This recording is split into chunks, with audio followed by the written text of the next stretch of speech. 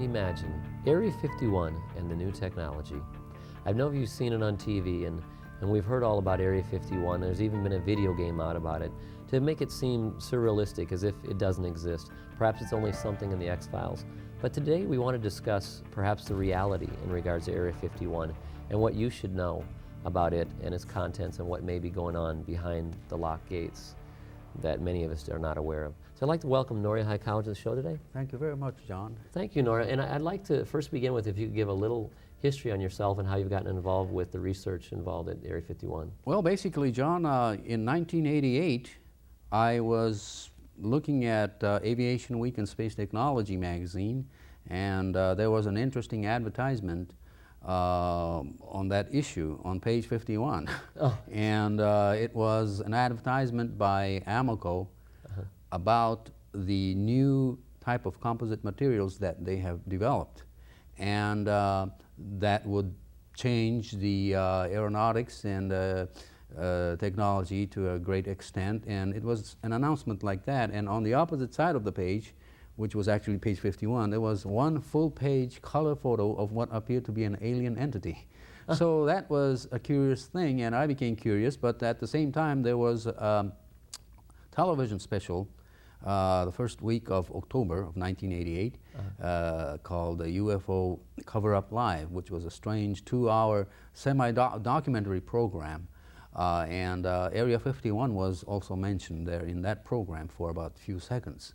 And it alluded that Area 51 was a location where high technology, not necessarily from here, was here, and that government was working in some kind of a program.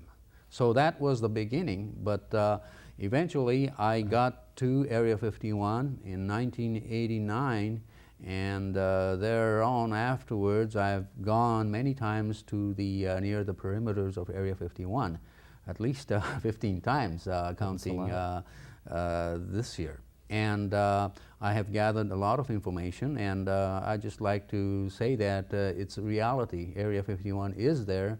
It is a huge facility. The buildings are still there, contrary to the rumors that Area 51 had moved to elsewhere, like Utah and so on. But the fact of the matter is that it's still there. In fact, I believe that many new types of programs are being conducted even right now. Even with all this publicity that people now, because we're being bombarded with the awareness that Area 51 exists, such movies like Independence Day and so forth, they still are going on with research there. Definitely. In fact, it's my personal belief that the hype about the so-called alien presence could be a well-concocted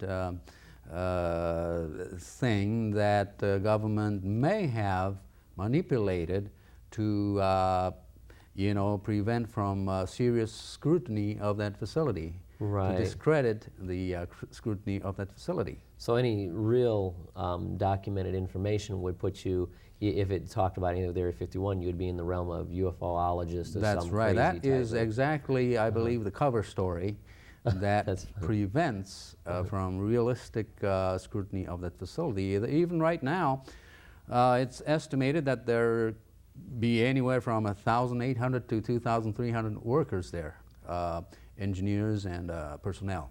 Wow. Now, another question I have is Area 51. Normally, when you're numbering areas, you'd go 1, 2, 3, 4, 5. What other areas around there that are 50, 49, 50? I mean, yes. Is that just randomly picked?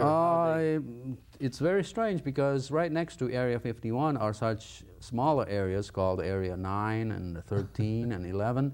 But Area 51 just happens to be there. There's, I don't see any Area 50 or Area 52 right next to Area 51. So to me, I think they must have had some type of a design or a number identification for some reason. For some reason or other. Okay, well, we have some photos here, and I think because we have a number of them, I'd like to begin and see, could you help explain what is entailed in these photos and what this relates to Area 51 and so forth, and technologies and the facilities? So we'll start out with this first one, if we could. Sure. This is the northern end of the Groom Lake facility, right in Area 51. As you can see, there's a huge satellite dish and some other antennas. And now, some of these antennas could be for part of the radar cross-section programs to work on the stealth programs and to, for the purpose of getting the radar reflections, that's part of the stealth technology. But other satellite dishes could be used for communications and other programs integrated with other weapon systems and electromagnetic waves and so on. Okay. But as you see, this is the northern end of Area 51, and as you go next, further south, you begin to see more buildings, and the southernmost end is where there are more constructions going on. Right now. Should we see the next photo? Yes. Okay. This facility is so huge that it's impossible to take a one-shot photo unless you do it panoramically. And right next to that area, there's another huge antenna and other buildings. And this is right next to the slope of the Groom Mountains, right by Groom Dry Lake. And if you go to the next Photo? photo, you begin to see other buildings. It's a very huge facility. There are at least, they say that there are about 900 to 800 separate buildings or structures at that facility. Oh. And there's a water tank and other buildings, dormitories, hangars. And if you go to the next one, Okay. you'll see the hangars. hangars coming up. And these hangars had been in existence since about 1955 or 1956, been remodeled, and so, we also have a detailed map of the facility. And there are dormitories and other types of structures. This location is a multifaceted facility, so it's not just basically aeronautics and avionics and other things, but we believe that there are certain type of weapons programs integrated with aeronautics. It's almost like a city in itself. As you can see, there's so many buildings, and there is also officers, a club right there called the Sam's Place. And they are living, some officers are, really living a life of luxury, because according to the budgets, they spend a lot. This is a multi-billion-dollar facility and ongoing programs. Wow. And the Public Affairs Office of Nellis Air Force Base even admits, even right now, that even though this is part of Nellis Air Force Base, this is not a Nellis asset. So the control is from higher up. Than Nellis Air Force Base. Than Nellis Air Force Base. And the government says that there is no Area 51. The closest they have come up with is that there is an operating base right near Groom Lake. They won't tell you the number, or, They won't tell you the they number. won't admit to it. There is Even to an this day. operating base. What about the gentleman who, in the LA Times, who wandered onto the facility? It was in the LA Times for a couple of days. They mentioned his name and how he was apprehended. Yes, just last year there was an archaeologist who was trying to search for the Pioneer trail of the 1800s that Right. I believe went through that area. Okay. And so he was trying to trace back that route, and he wandered inside that Nevada test site from the east section, I believe, and then went fairly close to Papoose area. Uh-huh. But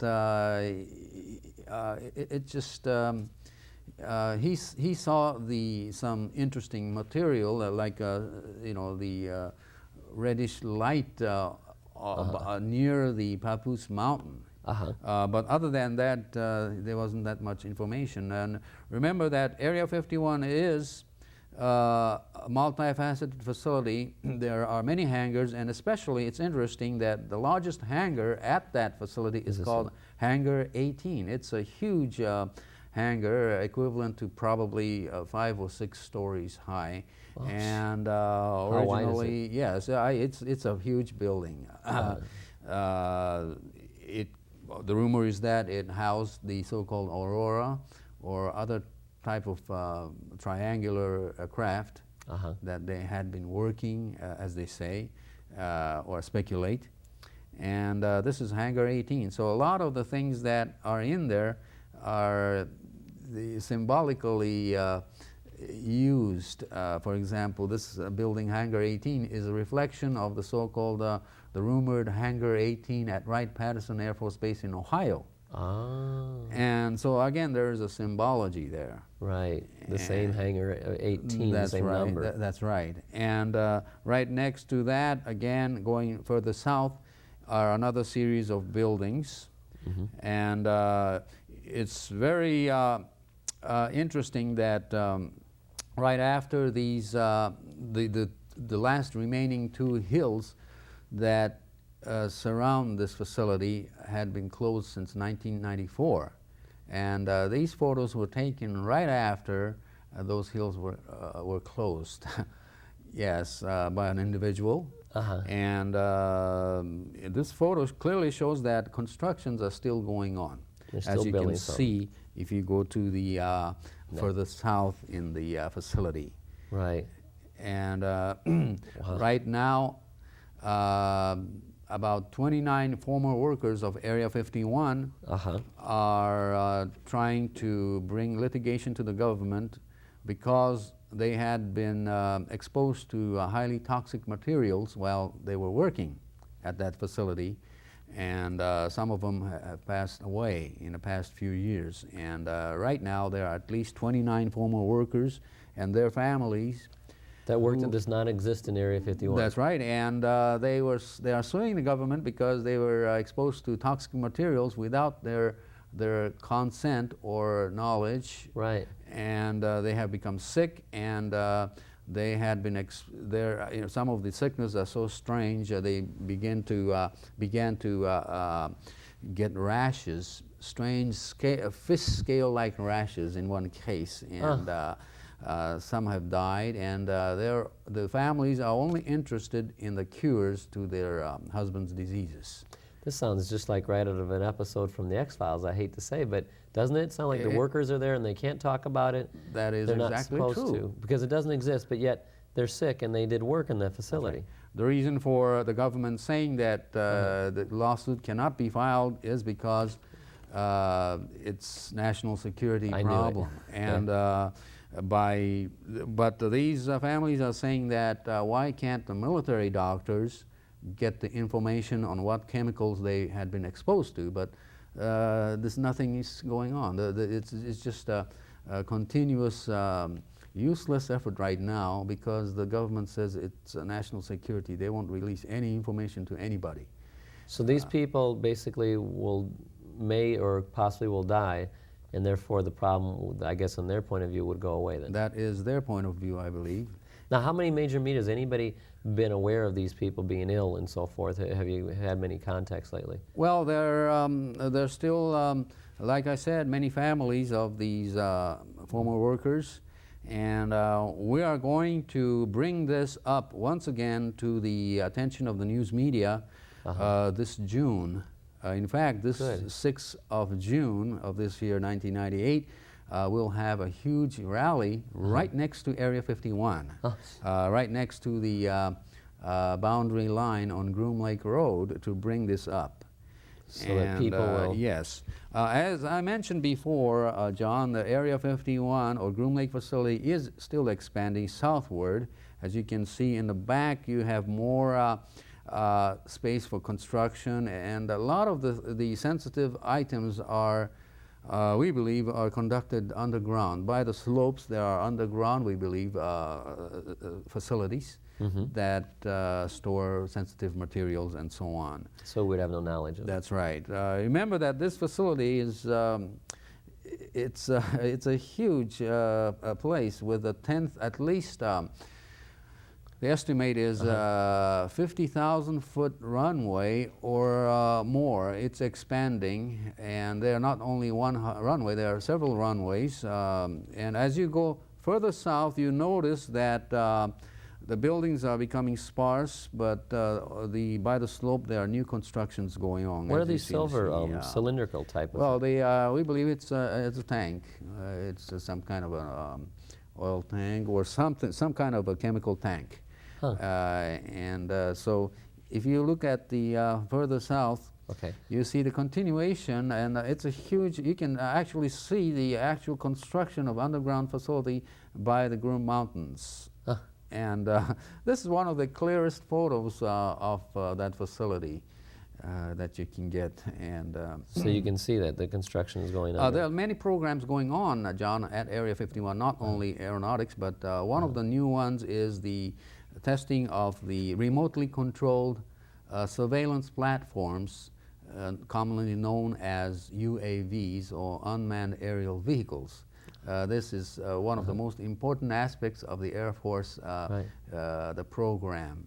In fact, the Air Force revealed what they call the 2025 program, future programs of the Air Force, but actually when they revealed this plan, we think that 65% to 75% is already a reality. So these are unmanned aerial vehicles that unmanned aerial vehicles. They fly with no pilot, no necessary. That's and right. How large are they? In fact, some of these appear to be almost look like circular, metallic. Some with diameter of about 12 feet or 6 feet or 15 feet, and could be mistaken for a flying saucer, no doubt about it. And these can hover over residential areas. And so these are some astounding programs, and they can hover for 2 or 3 hours, and they use an advanced form of rotary engine, advanced form, so they make a very low humming sound, very hardly audible. Did they do experiments with these? Didn't I hear on the radio last night you were talking, and they mentioned experiment they did in a mock city of some kind, possibly? Yes, in fact, Fort Benning, Georgia is the location of a mock town that they created to test these UAVs. But these are the ones that are being tested in Fort Benning is basically Sikorsky. But Lockheed had been testing their own versions of unmanned aerial vehicle, I believe, that for many, many years. Oh, wow. And we're coming close to the southern end of the facility with the continuation of the runway and the old control tower over there. Is this one of the longest runways? This is one of the longest runway in the world, if not the longest. For landing. That's right. And you know, there are still engineers and workers going into this facility from Las Vegas McCarran Airport many times a day by using 737 jets from Las Vegas. There's a special section of Las Vegas International Airport, McCarran Airport, where these workers aboard these 737, it's known as Jeannette Airlines, but by nickname. But they go over there. There are several flights a day to Groom Lake, and some actually, we believe, fly from Palmdale area down to from Edwards Air Force Base also. And so they're considering the fact that there are many dormitories there. Some of the personnel may stay there for a few months at a time, shift, but some workers may be on a daily basis. We have no idea for sure about how much. Now this is still some of the just going towards the southern end, and this is coming, maybe about 6 miles just north of the Papoose Lake, which is another dry lake 10 miles south of Area 51 or Groom Lake. Now that is the location where allegedly there is another facility by the slopes that you cannot see from satellite. But that is simply an allegation. You can't see anything on Papoose Lake. Right, so we don't know. We don't know. Right. That makes sense. Now, are these some more southern pictures right Yes, towards this the end? is the one of the second last picture. As you see there on the slopes, you can see the the vastness of that location. Many new construction going on, and finally we come to the southern end. This is Okay. probably, like I said, about 6 miles coming north of Papoose Lake. Right. And so, what goes on over there, John? Like I said, there are a lot of new programs going on, consistently going on. Some of the programs may be contracted to another place, for example, in Dugway Proving Grounds in Utah and other locations in Utah and Colorado and New Mexico, but they interchange these programs, but the bulk of the programs are still at Area 51. When certain groups go to another location, then it's replaced by another project and their Right. personnel. So it's constantly going in and out. But it's still there, it's healthy, it's alive, and it's going on right now. What about, mention some of the other technologies, what about the holographic technologies? I've read about Well, interesting thing is that they're working on a daytime, what they call a daytime stealth technology, in which they use electrochromic panels and to reflect the background scenery by some kind of a photography, like a video, and project it to the other side of the aircraft or the bottom portion of the aircraft to bring about a transparency effect. In other words, by using many of these electrochromic panels, they reflect the background scenery into the front. So the background color of the clouds will be reflected on the front part or the bottom part of the aircraft to bring some type of a transparency effect. Not completely, but so these are some of the things that they're working on. So you wouldn't be able to see it, it'd be practically It'll be invisible. difficult. You could see it probably, but it'll be very difficult to really, it could be confusing. Now, didn't you have a video where it showed a soldier and you could not see him at all? These micro mirrors, Yes, were they? those are also part of the Pentagon's new programs. That is part of the the whole cost-efficient programs that's coming up to confuse the enemy. And so this is a deceptive device, which is very interesting. And another deceptive device, I believe personally, is that they now have some type of hologramic projection devices attached to some of these aircraft to possibly bring about a three-dimensional Image? three-dimensional hologram image enlarger or maximizer, so that the person that's seeing the aircraft from the bottom may get an impression that the aircraft is actually 800 feet long, the span of the wings, instead of actual 200 feet long. So they can project an image that you may appear to be real, but it may not be real whatsoever. That's right, they're working on that. In fact, Pentagon's new programs, InfoWar and those programs, are stressing these types of devices to confuse the enemy and so on. And so who knows, some of these technologies could be applied to civilian situations, and we could be deceived one day by seeing maybe a huge, what appears to be a flying saucer type thing flying.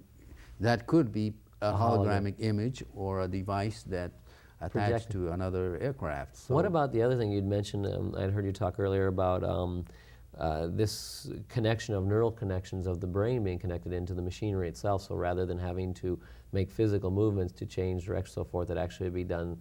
Yes, the cognitively brain frequency control guidance. This had been developing in Wright-Patterson Air Force Base since the 50s. Oh, In fact, right now, the Japanese Fujitsu computer system had been successfully working on brain control, brainwave control, simple commands by attaching the electrodes and so on, and bringing up the command system and attaching to the computer. So certain simple commands like left or right or fast, the computer will get that signal. And some pilots are going through the training. This is a fact. So you just think turn left, and the plane actually would be able to actually, respond. that Turn is right. part of the program, continuous program, Oh, that's research amazing. of Pentagon. Now that is simply amazing. Now, all these technologies are amazing. It's great stuff. But personally, I believe that the smoke screen to all these amazing technology is the cover story of the so-called flying saucer and alien presence. Now, I can't prove at all that there are no alien presence, but we can prove that we have technology that's so astounding, even right now, that people are not aware of. That they would consider to be alien because of the fact that it seems so far advanced from what the public is giving knowledge of. That's right. In fact, a good friend of mine, Mike Schratt, is a good researcher that also brings out this material, but he goes further into saying that a lot of these technologies were even developed in Germany just prior to World War II, and some of these technologies came to the U.S. and in 1945 with the Operation Paperclip, a lot of these experimental aircraft and so on, along with engineers, were transferred to the U.S. And so in 1945, 46, and 47, there were a lot of interesting things, experimental stuff, being worked on in this country, in White Sands and other locations. Before most people would even have an idea that this is even possible. That's right. So, you know, people just don't have an idea. In 1946, Northrop already had a prototype of a flying wing aircraft. Right. But more than that, you know, the Horton brothers, they came up with some very fascinating flying wing technology. And, well, isn't it true that, like, the, well, I'm sorry, coming up to the end, but I was going to mention the U-2 and the B-1 bomber, and those ones are all kept secret for quite some time. So that's kind of an interesting sidebar. Yes, that's right, John. When the B-2 bomber was revealed in 1987, it was already flying for the past 12 years. I'm glad to have you on the show, Norrie. I'm sorry to end this so quickly, but it went very fast. This has been Imagine. Imagine Area 51 and the new technology. As you can see, it seems to be existing and live and well. So take your time and do the research before you believe in some UFOologists and think that this is some crazy theory from the X-Files, but perhaps this is real. Thank you. This has been Imagine. Thanks, Norrie.